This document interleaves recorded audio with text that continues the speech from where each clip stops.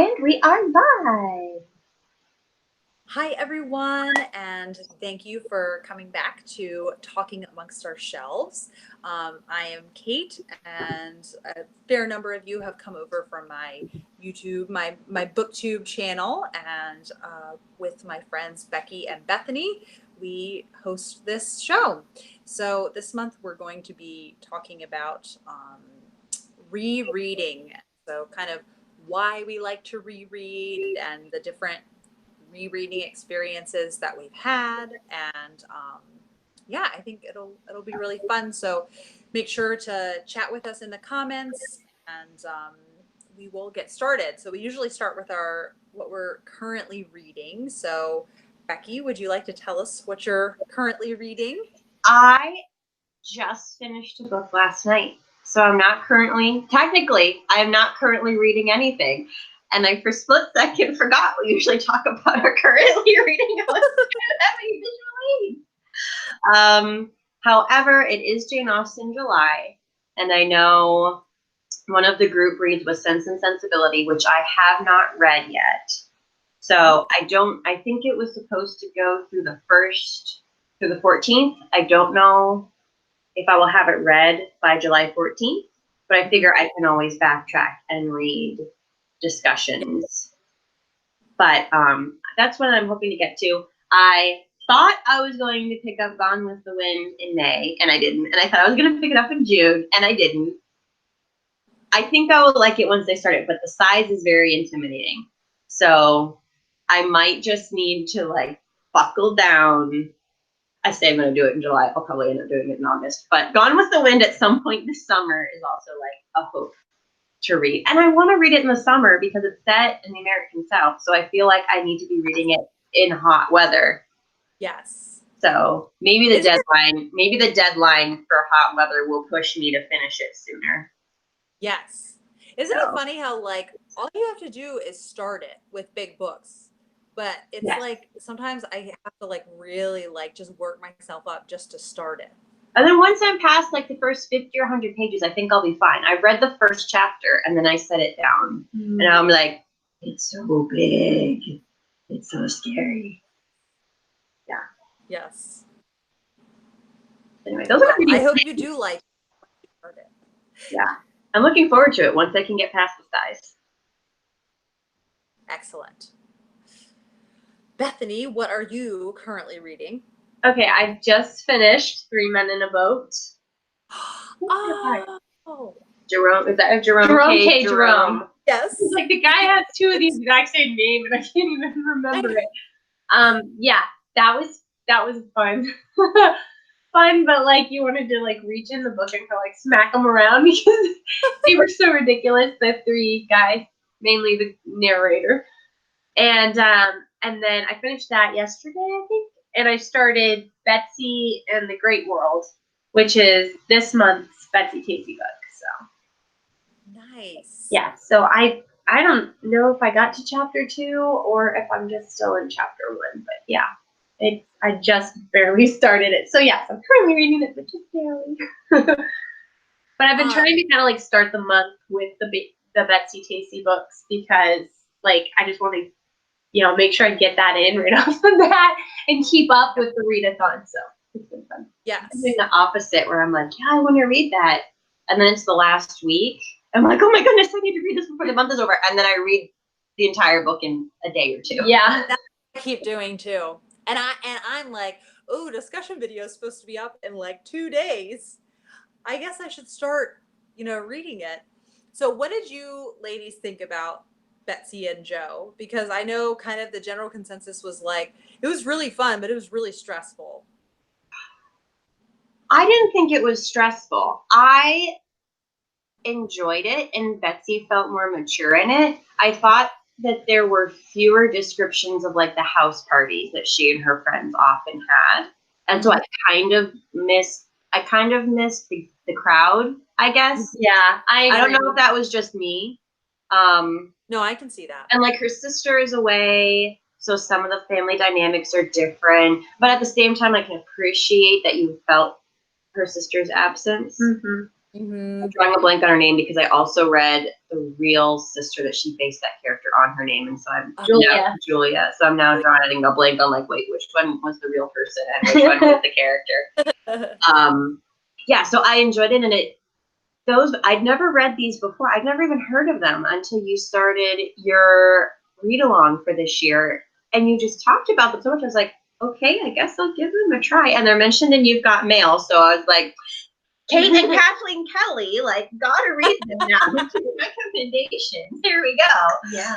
And they already feel like old friends. Like, I already feel, as I'm so invested in, I already feel like I'm rereading them, and I know Deep Valley so well, even though I'm reading them for the first time. So anytime I open a new book, it's new to me, but it just feels so comfortable. That makes me so happy that they already feel like old friends. They do. And yeah, which I think is part of the reason why I keep leaving them towards the end of the month, because I'm like so excited. I don't want to get the moment out of the way at the beginning of the month. Yeah. I think because I dessert. started at the beginning of the month, I think it's like the whole month goes by and I'm like, I'm ready for the next one. When is July gonna get here so I can read the next one? So I think that may be the same thing with me. I'm like, I gotta get to the next one. I gotta find out what happens. And then you start it and you're like, okay, what's going on? Because the transition is like sometimes a couple of years. So you're like, okay.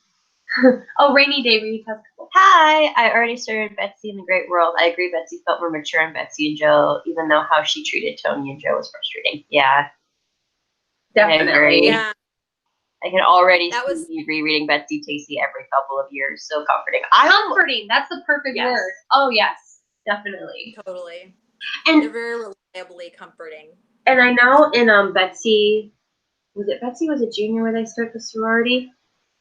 Oh, yes. Okay. So that frustrated me the same way that it kind of frustrated you. But I appreciated it because I feel like a lot of books try to do a story about growing into maturity in very dramatic ways or very unrealistic ways. Mm-hmm. And Betsy's immaturity and growth into maturity felt very organic and realistic and believable to me in that book. So it frustrated me, but it was also like, this seems to me to be like more plausible and believable, and the kind of mistake that I would have made. I feel like some little girls' books would be like, oh, I stole something from a store and it's super bad. And then I realized I shouldn't do that. Whereas like I feel like Betsy's problems are a little more nuanced, which was another reason that I really have been enjoying them. Right. Yeah, I like the one where Betsy, in spite of herself, I think is the one where she's like trying to be different than she is, and she kind of goes through that phase. I'm like, oh, how true of like all of us in life, as we're growing, we're like, oh, am I good enough? Like, do I need to change something? Do I need to be like, what is spell my name with an E? Or what was the thing she did? The slouch or the oh yes, the slump. Oh, I can't remember what it's. I'm gonna have something between that. A stoop? No, droop. Is it a droop? Maybe. I don't remember my books in the other room. I have it right here. I'm gonna look through and find it. Continue. So now that we put a plug for everyone to read the Betsy Tacy books, what are you currently reading, Kate? Yeah, well, sorry, just one more thing. I think you can just tell she wrote about herself and people she knew, and that's why it feels so real. I feel the same connection with I feel the same connection with these books as I do the Little House books. Even though they're different, and the ages are different, like, I don't know, there's something about whether it's the Ingalls family or the Ray family. I'm like, oh, they're like my distant relatives that I love dearly and like to visit every once in a while. Okay, I found it. Sorry. Debutante slouch is what it says in. Rainy commented that. But I feel like they called it a droop at one point too. I don't know. Like an Ethel something droop? Yeah. How Ethel Barrymore droop? Yes. Something like that. Rainy Day Reed says debutante slouch. Yes. Thank you. I should just look at the comments. Save myself time. Yes. So, even though it was stressful with the Tony and Joe situation, it did seem like something that like a teenage girl who was like, didn't want to hurt anyone's feelings would do. And so it does the like stress in those books is very like safe. And so it doesn't ruin the book for me at all, but I am enjoying, to not have to go through like that plot device again in the next book. Okay. So my current reads, I am reading Dracula. Yes. So you didn't save it for Victober. Well, here's the thing: is I wanted to get to it too much. Really? Yes. Well, because you had made it sound really good, and Jess from Dickens and Docs. Oh yeah. And it's on my like 5-star Victober TBR, which I'm totally not going to get through all of those. And this year I'm like, I'm only putting 10 on the list. That's all I'm doing. So I can like read one a month and take a couple months off. Anyhow. But I really wanted to get to Dracula. And I did like the first hour and 45 minutes because I'm doing audiobook. And I was like, I honestly, I was pretty bored.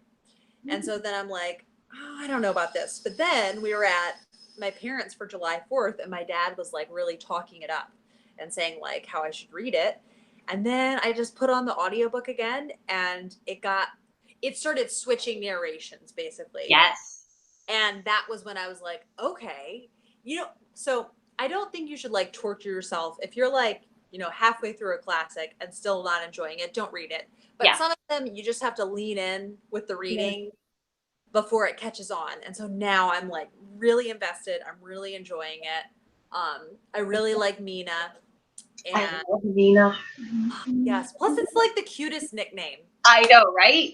So cute. Well, now I'm super nervous because anytime someone reads a book that I've hyped up, it's like watching them open a present on Christmas morning where they're like, oh my gosh, maybe I hyped this up too much. Oh my gosh, maybe I totally bought the wrong thing. So I won't be offended if you don't like it, but I'm excited that you're warming up to it. Yes. Yeah. So I'm like, I think 4 hours into it and I have 10 hours left. So when I come see you guys on Monday, that will be my like audiobook on the commute. So, and then I only have like 140 pages left of the last Chronicle of Barset. Ooh, you blew through that. Yeah. Yes, I did. And this audiobook expires after Dracula, so that's why I like haven't finished this yet. So I have really enjoyed this. The only issue I have with it is the same that I have with Our Mutual Friend, is that I'm like really interested in the characters that I'm really interested in, and then the ones that are maybe new or I don't like as much, I'm like, oh, we're spending so much time on them. So yes. But one character who was like dreadful got their and I was very, very glad. Oh, Bobby Davis says Dracula was a 1-star for me. I just don't like horror. I don't normally like horror, but maybe like Victorian horror I would like. It's just written in such a like compelling way. Yeah. Yeah. And I think I just enjoyed all the religious symbolism. I think that's what sold it for me. Mm-hmm. Oh, I'm going to have to think about that more now. Yeah. Yeah. Well, I also would love to go back and read the annotated Dracula, because as I was reading it, I was like, I feel like there's more beneath the surface. And like one day I'm going to sit down and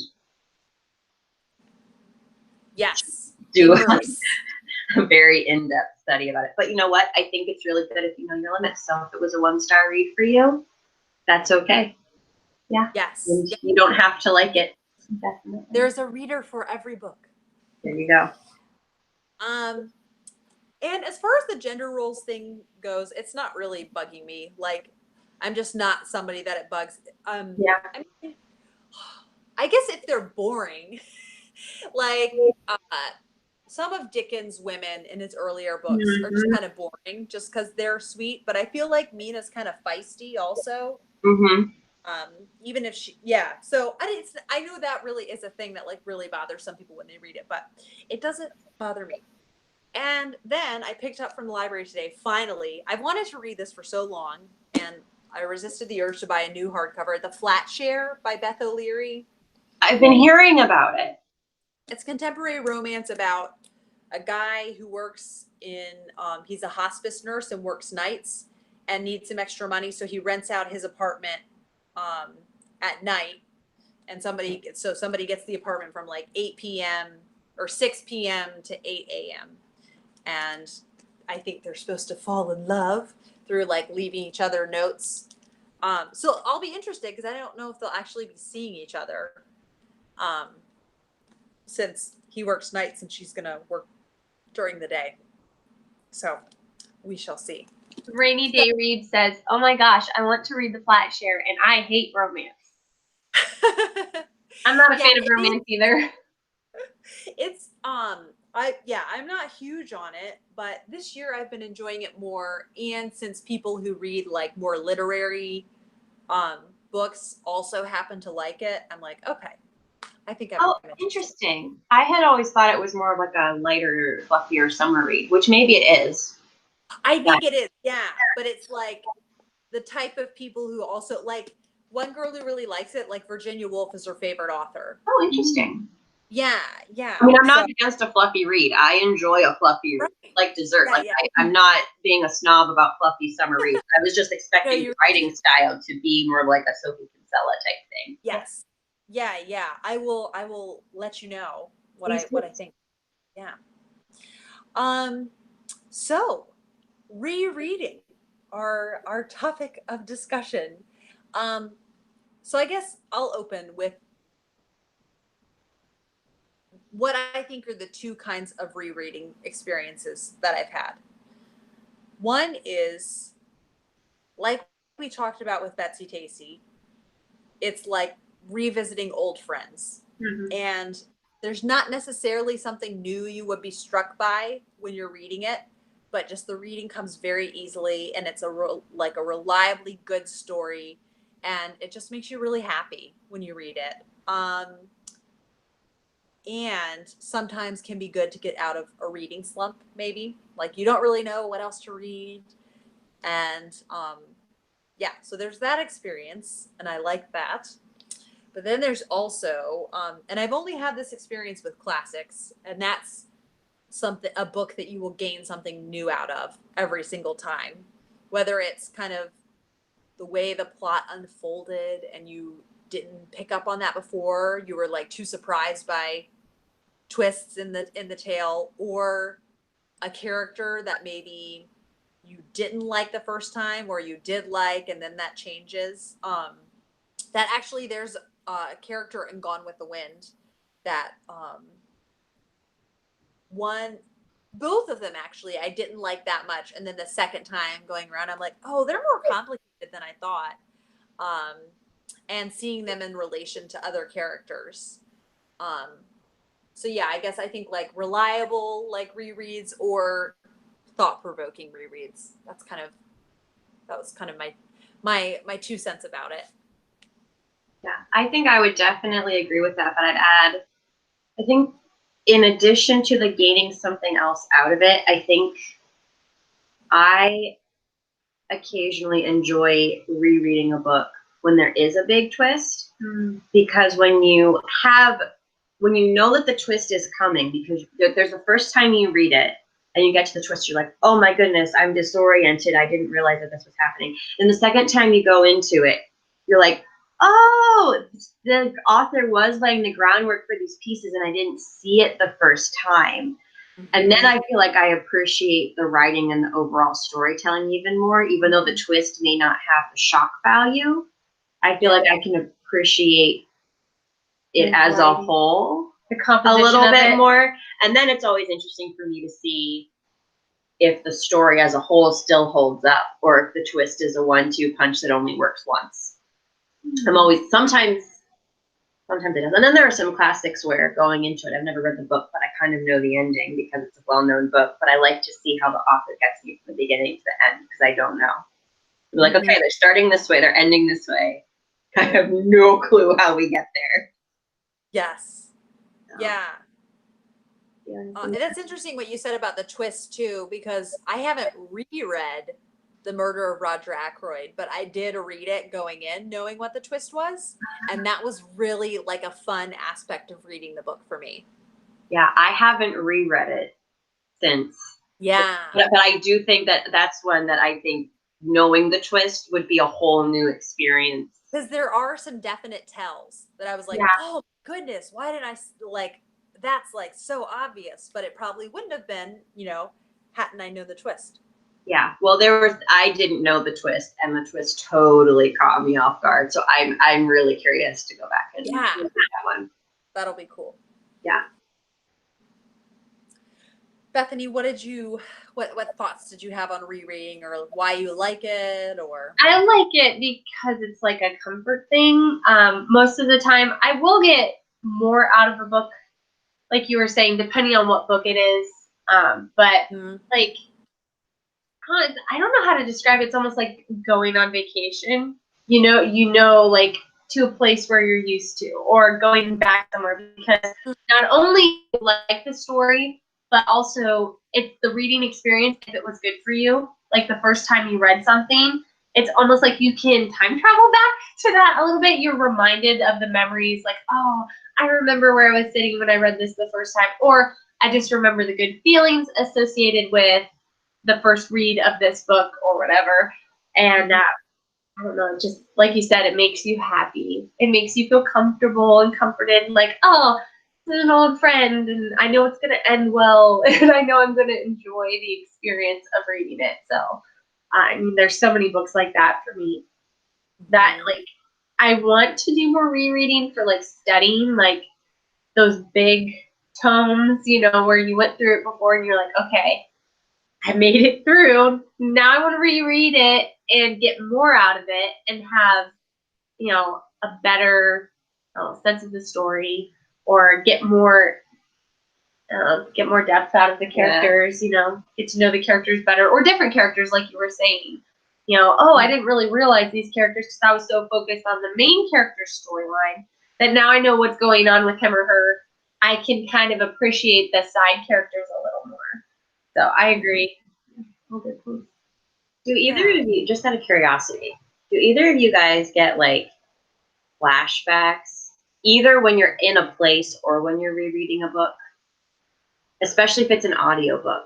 Like once in a while, I'll walk into a particular room or I'll do an activity and suddenly be like, oh my gosh, the last time I did this thing, I was listening to this audiobook. And I kind of get this weird deja vu moment. Is that just me? No, audiobooks definitely do that.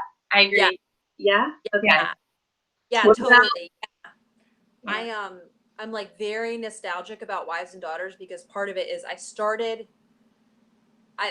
so vividly remember I had like 2 weeks where I wasn't working and I was waiting for Peter to be born, and I would take a walk every morning, and it was like so stiflingly hot, and I would listen to the audiobook. And then I got sidetracked after I had him. But then in the spring I started taking walks with a stroller and would listen to the audiobook. And so like that neighborhood, if we ever go back, I'll be like, oh my goodness. And my parents' neighborhood, because we lived with them for a year, now I so associate with the Wheel of Time audiobooks and the Armand Gamache mystery series by Louise Penny. Yeah, because audiobooks, it's like an extra sense to add to the experience. Mm-hmm. Yeah, I like having memories like that. Yeah, like there was one time I walked out on my back deck, and it wasn't even the last time I'd been on my back deck, but like a month or two before, I had been listening to Inside Out and Back Again while working outside. And I walked in on my back deck, and immediately like this scene from Inside Out and Back Again just kind of popped into my mind. It was like, whoa, I just had an audiobook flashback. That was a little weird. But it's That's cool. fun. Oh. Rainy Day says, I don't buy books often, but I have been buying books that I know I'll want to reread, such as Sweep and the Betsy Tacy series. Oh, Sweep was so sweet. That's sweet. It was. Bree Hill says, I'm late, had to grab the kids pizza, but hello everyone. Pizza's a great excuse. Yes. We're not gonna judge you for that. Send some pizza our way. Bree, tell us a book that you know you will reread. Yeah, I like constantly contemplate with like library books that I really like. I'm like, should I just go ahead and order this? Like, I know I'm gonna reread it. Yeah. Yeah. Good stuff. So I guess maybe we could talk about a few books that were good rereading experiences.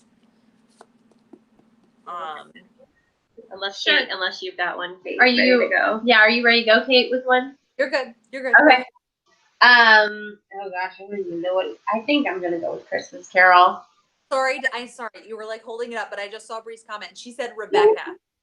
She Yes, I rereads. have that on my list too. Oh, love rereading Rebecca. Yes. Haven't reread it. I've only read it once. Same. Really? I feel Yeah. like that one is one you can get more out of when you read or appreciate the depth of the writing because, oh my gosh, like when we were talking about book titles earlier today, like, oh, that would be a good book title or whatever. I was thinking, you know what the best book title in my head, I was thinking, you know what the best book title is that ever? Rebecca. Because that book title has so much to give you throughout the whole story. I don't know. It's just like a very well titled book. It is. Have you read it, Becky? Yes, I read it last fall because I was like, this seems like a fall-ish book. So I read it in November. Becky's copy. Yeah. Yeah. Yes. Oh. And also, my name is Rebecca. So I'm on this little mission to read books with protagonists named Rebecca. Rebecca of Sunnybrook Farm, Vanity Fair has Becky Did you have a Sharp. Barbie doll named Becky? I did, yes. Becky the Barbie doll was released in the early 90s and she came in a wheelchair and I had her. That's I got right. her for She like was my a 10th great birthday. Barbie. You need to hunt that one down. Yes, I got a thing for things named, yes. I tracked down Becky's and Rebecca's. And it is, I got like chills thinking about the first sentence was last night I dreamt I went to Manderley. Oh. It is a really great opening line. It's told so well. So I am curious. I'm going to read later in the month with Bree and with Doris from Aldi Books. We're going to read Vera by Elizabeth von Arnim of the Enchanted April fame. And people claimed that Rebecca was plagiarized by it, but last year Ange from Beyond the Pages and Mel from Mel's Bookland Adventures both read it, and they're like, no, they're way different, but they're both really good. So yeah, I think basically the similarities are that it's like a woman marries a man who's been married before and there are secrets. So what's the title again? Vera, V-E-R-A. V-E-R-A, sorry. Yes. Yeah, I'm like writing this down right Yeah. now. Go ahead, Kate. Yeah, that's one of your books while we're busy jotting down your notes. Okay, so sorry, you were holding up a nice little. Yeah, A Christmas Carol. And not much to say about this, but it's perfect. Yeah. Christmas or whatever. It's just so apt. It's a great book. It never gets old. Every single year, I feel like rereading it. Like, I can't believe that every single year, it's just like the bones of the story are so good. Yeah. And it's short. And it's short. There's nothing like wasted or there's no extras that you could do without. It's just all of it is so, it's like delicious. Like so good. Such great writing. Yes. And then it's so, like the whole aspect of the ghosts of Christmas past, present, and future. The whole, it's a wonderful, wonderful book. And because it's Dickens, there's always quotes that I'm like, oh, I forgot about that quote. It's so good. Yes. And it's extra fun that the Muppets Christmas Carol is like the best. Word for word, like lines from it. Okay. The reread I want to talk about is Wuthering Heights. Ooh, Becky's on board with that. I know. But you talk about it. But we probably have similar feelings about I said we're gonna have so much overlap between the three of us that it's not gonna even be funny for people. Oh, Rainy Day Reed says this is so weird and out of context, but I had a traumatic event happen around a performance of A Christmas Carol, so now I can't read it anymore. It makes me so sad. Oh, awful. Bad book play flashbacks. Not good. Not good. We'll have to find a way to redeem it. Yes, something really good while like A Christmas Carol's on, or the Muppet Christmas Carol's on. Even we'll take it. That actually makes me think about in Gilmore Girls. Have either of you watched Gilmore Girls? Yeah, I've only seen a couple episodes. I've Okay, seen the whole so thing. there's a boy in it, Becky, who's named Marty, who she's friends with in college. Yeah. And he likes her, but he keeps like not working up the courage to tell her. And then finally he does. And she's like, I'm really sorry. Like, you were reading me wrong. I don't like you. But she feels bad because she's really good friends with him. And she's like, do you want to watch? Maybe it's Duck Soup. It's a movie they like together. And he's like, no, thanks. I don't want to associate that movie with this evening. And I'm like, I feel you. That's like really smart. Like, Yeah. you don't want to remember like, oh, that's the night she rejected me. Oh. Yes. Yes, Rainy, try a Muppets Christmas Carol. Okay. Wuthering Heights. So I feel about Wuthering Heights like the line that Mr. Knightley says in Emma, if I loved you less, I could talk about you. I could talk about it more. It's such an immersive, like you're all in experience, but there's so many things going for it that make it worth a reread. One is just the writing in and of itself is so beautiful, just so like poetically told. The setting is such a big part. It's like so crucial to the storyline. It's a character in and of itself. And then the characters are like, they just feel so flesh and blood to me. And even though it's basically a book about people doing really terrible, terrible things to one another. It's so interesting to then think about all of the psychology about it and kind of how the habits of one generation can be passed down to the next generation. Um, and how it's told in, what is it called? Frame narrative. Um, so it's just got so much going for it. And it's like a train wreck. You just can't help but watch it. Yeah. Yeah. Yeah. Again, like, I wasn't sure if Wuthering Heights would hold up to a reread. And I loved it just as much, if not more than the second time. And again, it's like, it's a train wreck. I'm like, why do I love this so much? I can't even explain it, but while you're reading it, like, this is just one of the best books ever. Yeah. And I do, second generation of characters, there are some of them that I am like vouching for. Same. Yeah. Yeah, I don't hate all of them.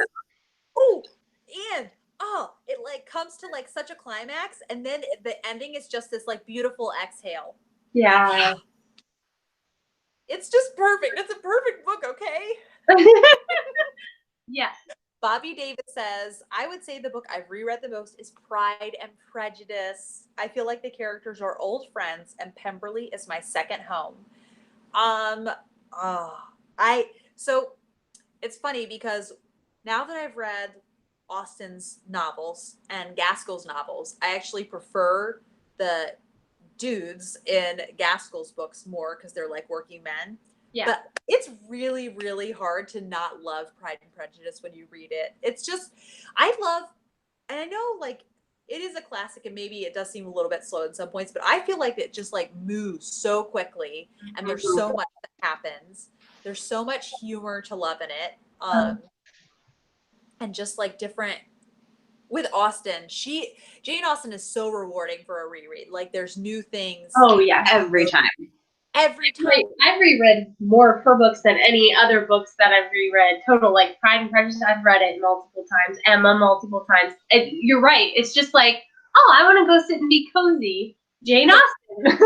Yes, and But it's not pure, but it's not like pure fluff. Like there are complex things, and you notice new things every single time. Yes. So yes. yeah. That's what I loved when I went to that Emma Day a couple of years ago with the like Jasna in Philadelphia. John Mullen, who's like a Jane Austen expert, I guess is what you say. And he was talking and he's like, and I noticed something new. This was my 17th reread of Emma. And I noticed something new, which he actually noticed. Well, no, this is a spoiler for Emma. So You can tell us later.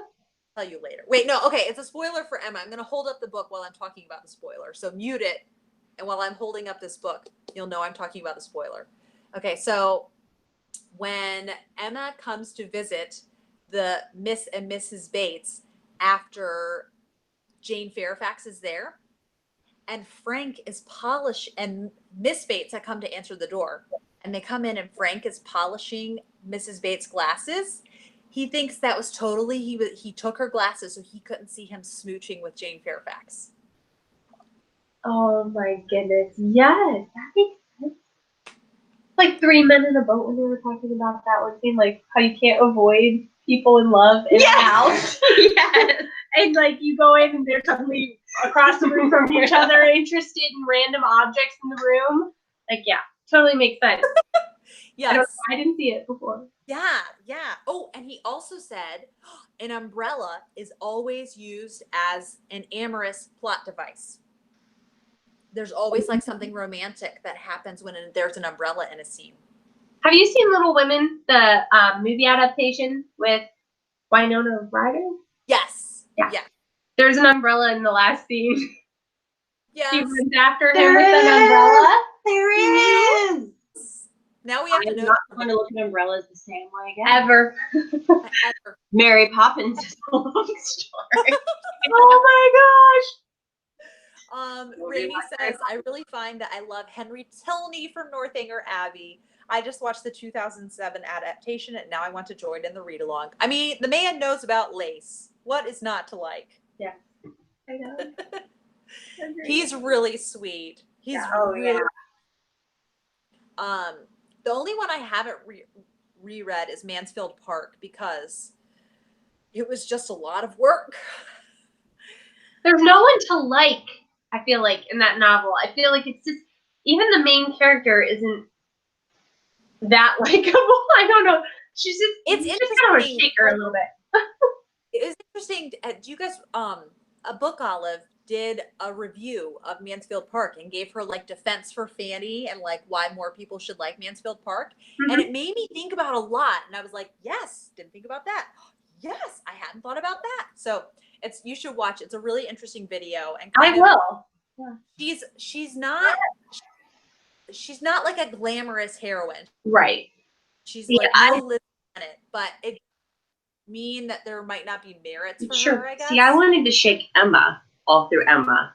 Well, I'm gonna shake Fanny for very different reasons. Okay. I haven't read Mansfield Park yet, but I like the whole book. I was like, Emma, I love you, but I want to shake you. And Jane Austen said, and now I shall write about a heroine who only I shall like. Yeah, I do really appreciate that about Emma and Marianne Dashwood from Sense and Sensibility, is that you really get to see some growth and maturity there. Yeah. And I forgot to say I was currently reading Sense and Sensibility because I hadn't read it for a couple days, so I forgot about it. Marianne's like, I'm very fond of her. She's very dear to my heart. I think because I feel like I can be over emotional like she is. And just wanting everything to be like super romantic. So yes. All right, what's the next? We're having so much fun talking about that. Seriously. Oh my goodness. I'm looking and I'm always trying to pick things that you guys wouldn't pick. So let me look at my stack. Well, it's like been briefly mentioned, but since you guys haven't mentioned it yet, the Little House books by Laura Ingalls Wilder, I have read and reread I don't know how many times. And I grabbed Little Town on the Prairie because I do think I love all of them. It's hard to choose a favorite. It's like choosing your favorite child. But if I had to pick, probably Little Town on the Prairie would be my favorite. And I feel like every time I'm getting to the books right before and right after Little Town on the Prairie, I'm always thinking of scenes from this one. I'm like, I just need to go back and read Little Town on the Prairie all over again. And it's sort of like rewatching your and you're like, oh, this scene is coming up. Oh, this chapter is coming up. And I just remember it and I just want to revisit it. And I can almost, quote this part word for word. I remember the illustration that's coming and it doesn't matter. I really enjoy them. And I don't know if it's because I read them as a child, but they still hold it. Like I still reread them as an adult. Oh, yeah. Absolutely. They're great stories. I got Dave to read them for the first time when we were married. Because he'd been like, they're girl books. And then I was like, oh, no, you didn't. And then he read them and loved them. Yeah. Well, I think there's something to be said for that family dynamic. I mean, that's what we love about Betsy Tacy. That's what we love about Little House on the Prairie. So if I can put in a plug for another book I'm constantly reading this is my ninth edition, but all of the American Girl Kit books. Sorry, Oh. and I find that both in specifically the Kit books from the American Girl line and the Laura Ingalls Wilder books is hard work is a very common theme in these, and I love seeing girls and young women putting their nose to the grindstone and working for what they really want. And I love seeing their family work together. And I gotta say, that is one thing I slightly miss in the Betsy Tacy series, because Betsy Tacy is from a middle class family. Mm-hmm. And I grew up reading the Little House books where like Laura and her family had to work for every single thing that they had. Yes. And Betsy Tacy, it's fun to see another side where they do have a little bit more time for leisure and they are able to enjoy some finer things. But there's just something about, and I don't know if this is because I'm an American, and there's just something about like the hard working for that American dream that I constantly love revisiting. And that's a common theme that I noticed with these. And my favorite Kit story is the Christmas one, and that is one of her most hard-working stories. And I just reread the Christmas one like almost every year, and I don't get tired of it. That's so cool. It's short enough too. You can read them out loud. You don't have to. I know. I was just saying, like, because you have Samantha too. Yes, I do love Samantha, but Kit is the one that I find myself rereading more. Mrs. Murphy Reads on Bookstagram, I think, might be hosting like an American Girl read along at some point in July. Becky is on board. Stop it. Also, they have a doll named Rebecca, and I've read all of her books, and they're great. Just saying. Just saying. Just saying. That's another literature Rebecca Becky that is really fun. See, okay, here's the thing. We are a few years apart, and I remember kind of being like, who is this Kit? She's not Kirsten, Addie, Felicity, or Samantha. Like, who is she?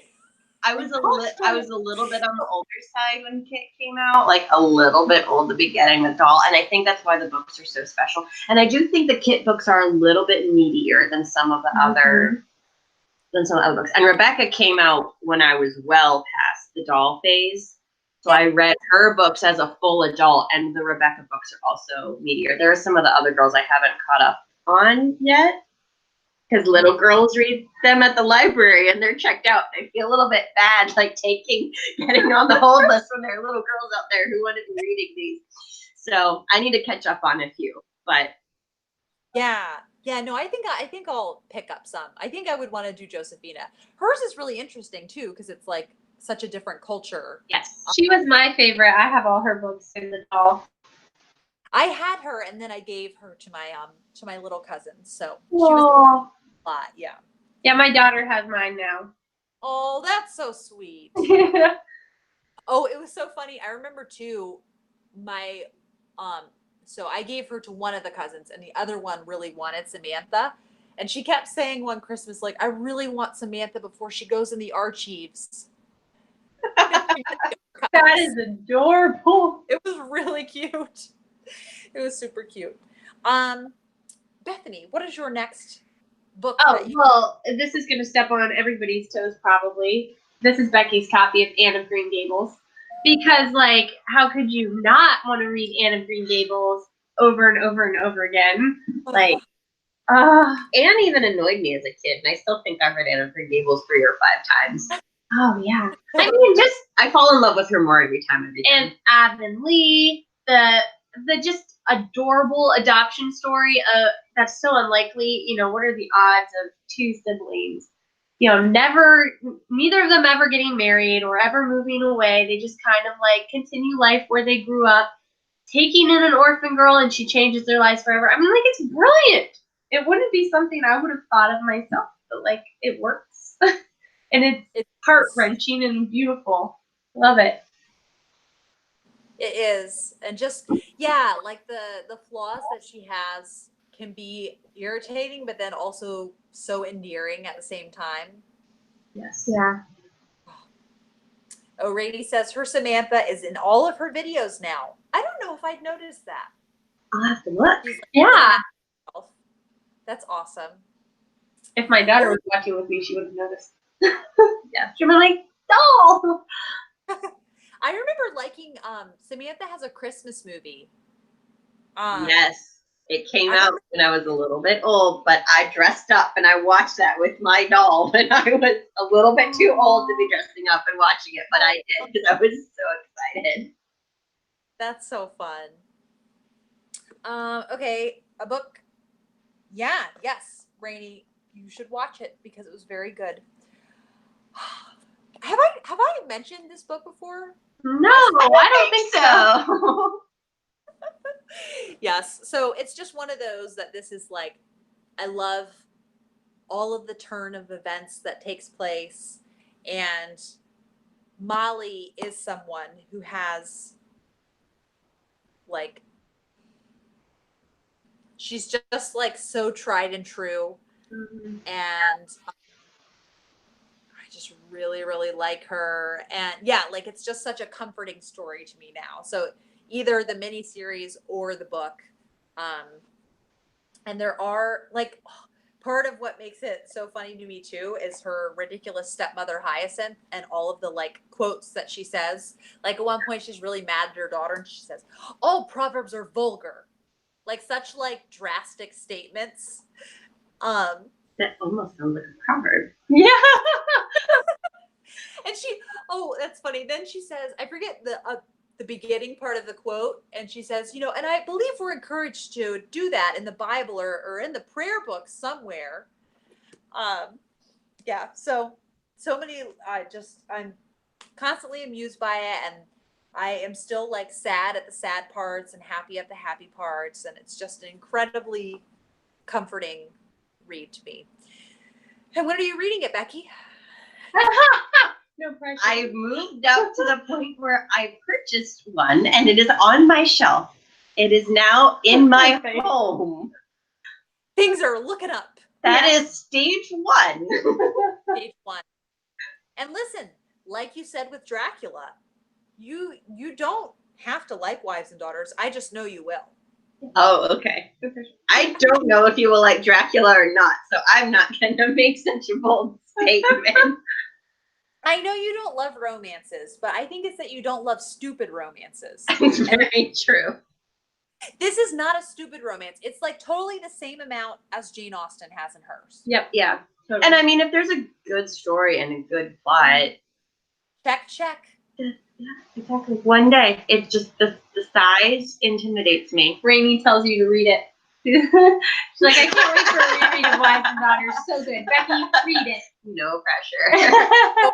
What I'm doing also about Wives and Daughters with Becky, I love this quote I heard in Sense and Sensibility this week about Sir John Middleton. He has perversity beyond civility. So I'm just like, read it.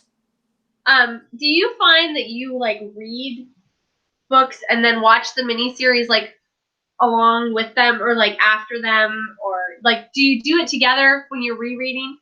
It depends, because I had such a good time last year rereading North and South, and I was like, I'm going to watch the miniseries now. And I love the miniseries, but I was on such a high from the book that I think I watched a couple episodes and I'm like, oh man, I just want to think about the book actually. Yeah. So in theory, I like to do that. I like to like give myself this treat. Yeah. I really want to do it with is there's a new ITV adaptation of Vanity Fair that's on Amazon Prime. And I really want to read the book so I can watch the miniseries. I like doing them together, like reading the book, like or watching the miniseries. Like I'll get, if I have a cold or something, a lot of times I'll lay around and watch Pride and Prejudice or North and South or Wives and Daughters, whatever it might be. And then after I'm done, I'm like, okay, the book was better. I can read the book too. Yeah, I actually kind of prefer doing the movie first. Yeah, I agree. Because then the book is the real treat. Like the movie's good, but then you get all the extra bits and get ramped up for it. I feel like I want to read the book first and then I want to wait like 3 weeks or a month. So the book isn't immediately fresh in my head. And then I'm like, I kind of want to revisit the story, but in less time. Is this like on a first reread or I mean on a first read through or on a reread that you like? Well, you guys have read way more classics than I have. So You've read a fair amount though. Oh yeah. Yeah, but I didn't grow up watching as many of the miniseries and stuff as you guys did either. So it's a combination of the two. So it's a combination of like, I want to revisit it, so then I want to maybe even have the first time watching the miniseries. Or if it is something that I've watched before, I want a little bit of space. So it's not like, well, the book did it better, but I want it still kind of fresh in my mind. Yeah. Yeah. Like now that I've read The Maltese Falcon and it's been about a month or so. I don't remember if I read it in May or June. I think I read it in June.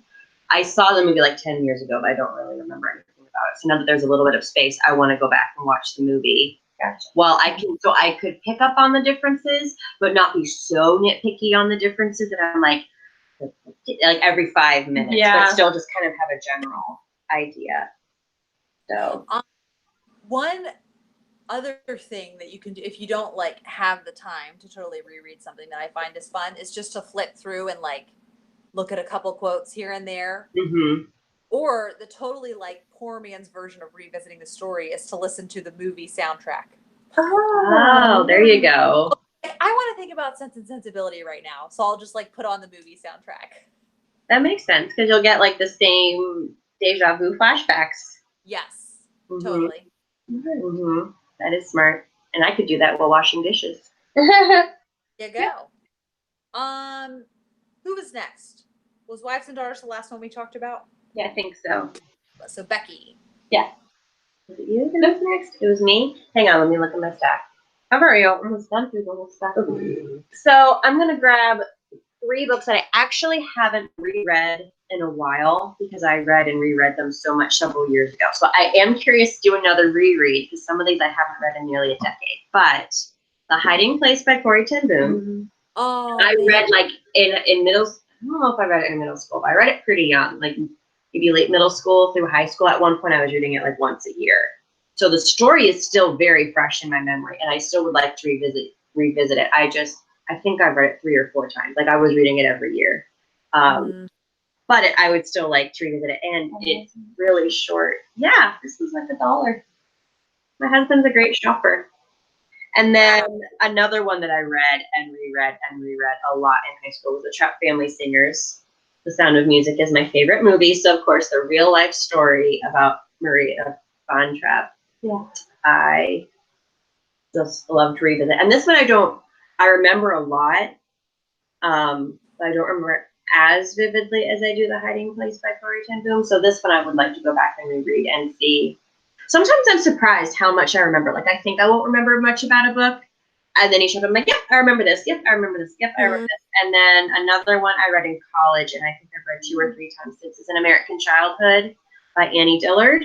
A lot of people talk about Pilgrim at Tinker Creek, which she won. I forget which award, which prize winner. And I have not read Pilgrim at Tinker Creek. I've only read An American Childhood by her. And it's very Annie Dillard, which if you've never read Annie Dillard, it's a little bit hard to describe, but it's very introspective. And it's just about reflections on her childhood in the 1950s in Pittsburgh. But she pulls a lot of philosophical thoughts into it. So that's Wendell Berry. Mm-hmm. Yeah, because Wendell Berry is like very like quiet books, introspective, philosophical. That sounds like something I might enjoy. Yeah, I mean it is. So it's partially memoir, but it only goes up through where she's like 13, and they're almost in vignettes. She, like Wendell Berry, she kind of like pulls in philosophical thoughts, but I remember a lot of it vividly. Like she has this part where she's talking about hearing like things that stick in your memory, and her mom was listening to a Pittsburgh Pirates game, and the announcer said Terwilliger bunts 1, and her mother just thought it was the funniest thing. that anytime her mom had to like test a pen, instead of, you know how usually when you test a pen, you write your name? Her mom would always write like Terwilliger Bunch 1 because she just, this sentence. So it's little things like that just kind of stick in her mind and like her, anyway. So I enjoyed it. I'd like to go back and reread it to see if, because this is something I could see pulling out new things every time I read it. I think I've read it 3 times. Becky, have you read, or Bethany, have you read A Tree Grows in Brooklyn? Yes. I just bought that. I've only read it once, but that I would definitely reread. That's one I want to reread. Me too. I just bought it because I'm like, oh, I really want to reread that. It's so good. Yeah. And then I also have by her Joy in the Morning, which is a very like, it really appeals to me. It's about this couple that it's their like very first years of marriage and they're very poor, but they really like grow and mature a lot in those years. And I'm like, aw, sweet. Oh, Jessica, Wisconsin mom. Hi. She says, I'm 36 and I just found my printout from 5th or 6th grade of the accelerated reader books I had read that year. My just finished 5th grade daughter was so excited to see what I had read at her age. That's so fun. Oh, and Bobby Davis says, I love The Hiding Place, 5 stars. So there's a 5-star you guys had in common. Because Bobby said she gave. Yes. Well, again, we can enjoy The Hiding Place and disagree on Dracula, and that is totally okay. Okay. Or wait, no, it's Bethany's turn. Yeah, I cheated and I did 3 altogether. Oh no, you were fine. You're fine. I don't have that many. Our Mutual Friend by Dickens. Nice. That's on my Kindle because I didn't bring the physical book. I've been using all Becky's physical books, but she doesn't have Our Mutual Friend. I had a Christmas Carol. I have a Dickens on my shelf, which is a big deal. Our Mutual Friend, for those who don't know, is my favorite book, probably ever. But it's just great. I've reread it multiple times. It's huge. I think it's like maybe 600 pages or more. Even 700. It's pretty long. It's long. And I don't know what it is. I remember watching the miniseries when I was a teenager, and then I think I started Nicholas Nickleby when I was like 15 or 16, and I started getting into Dickens because I saw like an adaptation, and then I read the book. And then I watched another adaptation. I think the second one was like Bleak House. And then I read the book. And by the time I got to Our Mutual Friend, I'd read a couple of his books, and I liked them okay. But Our Mutual Friend just like was the best experience. I loved all the storylines. I felt like I could root for all the main characters. I just wanted them to succeed so badly. I loved the main characters and how they handled trusting each other, or how they handled, being loyal. I don't know. There's just so many different complex themes. And the way the characters rose to the challenges, I was just like, oh, that's so inspiring. I just loved it. Are so dear to my heart from it are the Boffins. Oh, I love the Boffins and John Harmon and even Bella, because she grows. She does.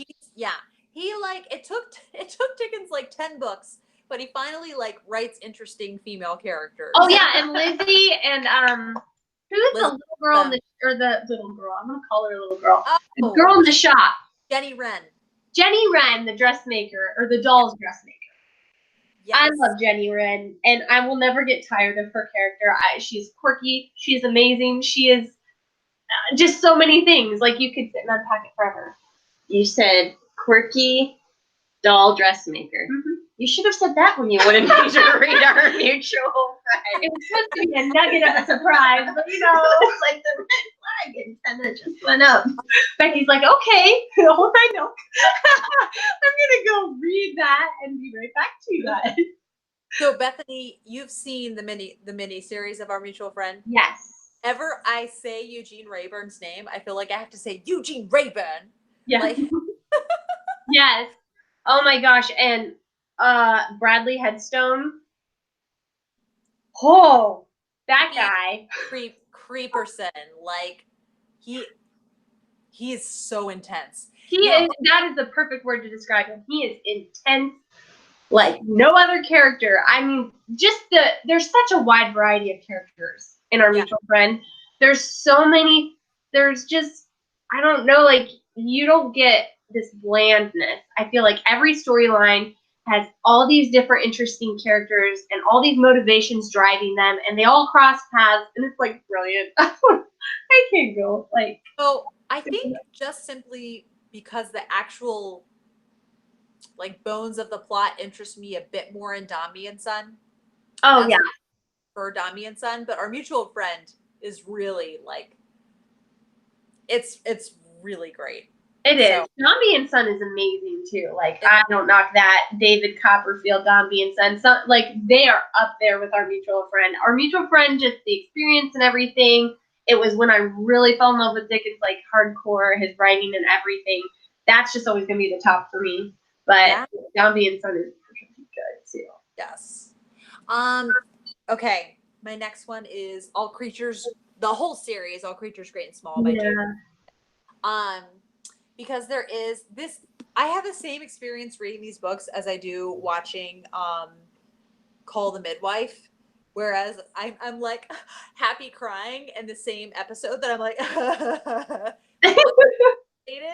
because it is like it shows so many like true life events and there's such humor in it. Like one of the things that makes me laugh so much, he has this at one point like a young veterinary student like kind of job shadowing him for the day, and he's like really arrogant and he just like really annoys James. And James is like, all right, I'm going to take you around today, you're going to see some things, and hopefully you'll just learn a lot. And they get to the first place and it's this animal seems really sick, and then they figure out it's a false pregnancy, and which I didn't even know was a thing. But he's like, well, that's kind of unusual, and but we'll see some more interesting things today. They go to the second house, false pregnancy. They go to the third house, false pregnancy, and so it's just funny things like that that are oh yeah, there's just so many funny events and so many heartwarming events, and I love you get to see his like early years of his marriage, and yeah. Oh, and the BBC is making a new adaptation of. They're doing like 6 episodes or something. Ooh. They're So really good. Yeah. I think the stories are so fun. They That are. it's just, I love it. I love reading the first 2. I haven't read any more, but just the first 2 were really good. Yes. All right. Bree Hill asked a question that is a very good question. Have you ever reread a book and realized you didn't enjoy it second time around? This is a downside to rereading. Yes, I have. So one was a book I had read in my childhood. If you are familiar with the Mandy Mysteries by Lois Gladys Leopard, Yeah. I reread one that was in the middle of the series, and I do remember not liking this particular one. It was like The Mystery of the Windmill or something. Yeah, it's set in Holland. We read it together. Yeah. And I remember it not being my favorite as a kid, but reading it as an adult, this is so bland. This isn't even a mystery. This is running around in circles because you don't know where your cat is. And a lot of times people don't know where their cats are. Like, this is a very normal everyday experience. This is not a mystery. And so I am curious I still have a whole bunch of them boxed up. I'm curious to go back and read a couple more and just see if it was just that book, or if I spent a lot of my childhood reading subpar mysteries, which is a little embarrassing, but you know what? If that's that's the way it was, that's okay. The other one, and I think this may surprise some people, the other one is Little Women. Mm-hmm. I still like Little Women. I loved Little Women the first time I read it. And the second time I read it, I was also reading Pilgrim's Progress. And the 2 Little Women parallels Pilgrim's Progress. Oh. So much more than I had originally realized, even though I had read Pilgrim's and like an abridged version of Pilgrim's Progress before. There are so many references to Pilgrim's Progress, and like entire chapters reference it.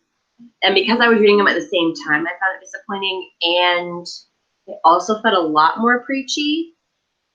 And normally I don't get on. I normally don't get super frustrated by like a moral to the story, especially because I realize in books written at that time period, it's not technically Victorian because it's American. Yeah. But books written at that time, I know a lot of them have a moral or something for them. But I still really like Little Women, so it wasn't like I read it a second time and hated it. But it kind of went down from a 5-star to a 4-star. But I also don't know how much of that is because I was reading Pilgrim's Progress. And I'm like, it's Pilgrim's Progress with Little Women. Really? Not that I have a problem. Yeah. I love all the female protagonists. It wasn't that. I was just kind of like, well, they were too similar. So one was like, oh wow, that was really bad. Another one was like, oh, this may have been I appreciated it a little bit differently. Yeah. I'm drawing a blank. I'm Me sure too. it's happened. What makes you want to reread a book?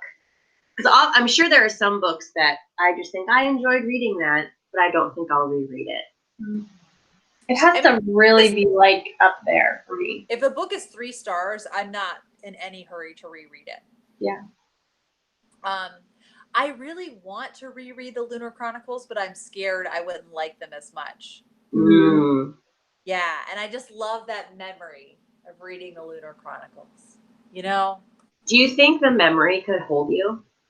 Like, even if they weren't quite as good as you remember, do you think the memory of your first experience would be enough to carry you through? I don't think so. I think not through reading a whole book. Okay. Yeah. Interesting. Yeah. Sometimes it's hard to like certain books you'll read and you kind of want to reread them, but they were a big emotional like commitment almost. So that you almost are like, okay, I just don't feel like I can make that emotional commitment again right now. Like, I need something a little lighter or a little more comforting. Like, it was a great book. It was a 5-star read, but I don't know that I'm ready to like commit to that because it took like a lot emotionally. I don't know if anybody else feels that way, but like, I think I find that to be like a hold. When I'm like, ooh, I want to read that, but I don't know if I can read that right now. Yeah. Two like that for me are Les Mis and Anna Karenina. Both like they were such great reading experiences, but boy, they take a toll on you. That, like, oh my god. That was Wuthering Heights for me. Where like I loved it the first time, and I was like, ooh, gotta take a step back. And then I was nervous about reading it again, and then I loved it. So I'm like, I feel like I could reread it. Yeah. Closer together. I had a few years between the two. It's interesting. You were talking about a 5-star read. I have trouble rating books because I overthink it, and I almost think I don't. I'm beginning to realize I don't think I should totally rate books the moment I finish them. Sometimes I can. I agree. But I'm also finding I am more likely to use the question, will I reread it, as a way of rating books. I'm more likely to get, instead of thinking that was a 5-star read, I'll reread it. I've been asking myself, would I reread it? If so, it's automatically a 4 or 5-star read. Even if it's fluffy, even if it's very predictable, if I enjoyed it that much, I enjoyed it that much, and therefore I should rank it a little bit higher. Yeah, exactly. So, it's the experience. It's how it made you feel. Like, is this comforting me? Is this fascinating to me? Is it like challenging for me sometimes? Yeah. Like, ooh, like there have been books where I've read and I've been very frustrated with the protagonist, and then I realize it's because the protagonist has some of my own flaws, and I'm looking in a mirror and I'm not liking what I see, and it's very good for me, but it's also like, ooh, like, oh, I don't like that. And I'm like, oh, I'm relating to this. Ooh, this is me. Like, and that can be a little bit. Yeah, that's good, like that emotional. Good but hard, and then it's like, oh, that was really good self-examination. I might need to go back and get that smack of insight again. Yes. But it's humbling. So like I have to work myself up for that. Yeah. Sometimes. Yes. Well, I think that's all we had to say. This was a very lively discussion. Yeah, it was fun. We had a lot of chats. That was great. Yeah. Thank you, everyone. So much participation. Yes, your participation. So, I'll see you ladies on Monday. Yay! And thanks to all of you who are watching this either live or later. Yeah, for watching three women just sit and talk about books. We just have fun doing it. Yeah. Okay, that could have been another title option: is Three Women and Some Books. Like, Yes. yes. I'd Well, read it. have a good evening, everyone. Okay. Good night. Bye.